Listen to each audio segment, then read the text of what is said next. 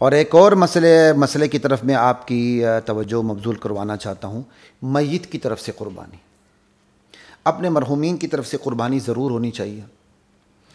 اللہ مجھے بھی توفیق عطا فرمائے، اور الحمدللہ میرے والد صاحب اس سلسلے میں بہت حساس اور چوکنا رہتے تھے،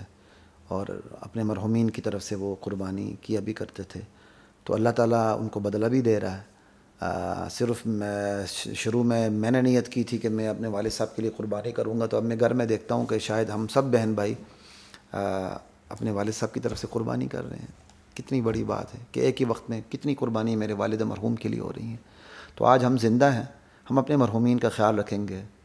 تو کل ہمارا بھی جنازہ نکلنا ہے، اللہ کرے ایمان کے ساتھ ہماری موت آئے تو انشاءاللہ ہمارے جو پسماندگان ہیں وہ ہمارا بھی خیال کریں گے۔ تو کم سے کم مرحومین کا نہیں، اپنا خیال کرتے ہوئے مرحومین کے لیے قربانی کریں گے تو ہمارے لیے بہت آسانی ہوگی۔ تو جو میت کی طرف سے جو قربانی ہوتی ہے اس کی عموماً 2 صورتیں بنتی ہیں، لیکن 3 صورتیں بھی بن جاتی ہیں۔ تو میں تینوں صورتیں آپ کو بتا دیتا ہوں۔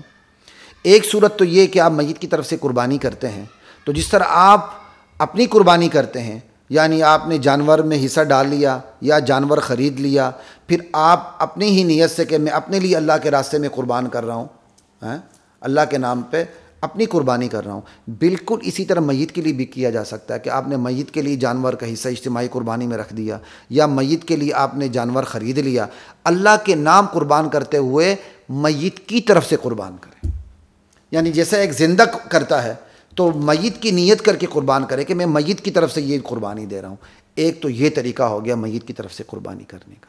دوسرا طریقہ میت کی طرف سے قربانی کرنے کا یہ ہے کہ آپ قربانی اپنی طرف سے کرتے ہیں نفلی، یعنی آپ نے اپنی واجبی قربانی کر دی اور آپ اپنی اپنی ایک نفلی قربانی بھی کرتے ہیں کہ ایک تو میری واجب قربانی یہ ہو گئی، یہ میری نفلی قربانی ہے، اس کا ثواب میں اپنے فلاں مرحوم کو پہنچا دیتا ہوں۔ تو یہ طریقہ بھی ٹھیک ہے، ٹھیک ہے نا جی، یہ طریقہ بھی ٹھیک ہے۔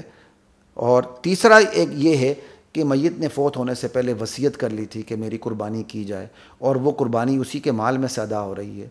تو یہ قربانی بھی ہو سکتی ہے۔ لیکن جو پہلی 2 قربانیاں ہیں ان کا جو گوشت ہے وہ سب کھا سکتے ہیں، لیکن جہاں میت نے وصیت کی ہو کہ میرے مال میں سے آپ نے کیا کہتے ہیں قربانی کرنی ہے، اور اس کے مال ہی میں سے قربانی کی جا رہی، تو پھر مختار یہی ہے کہ وہ گوشت خود نہ کھایا جائے۔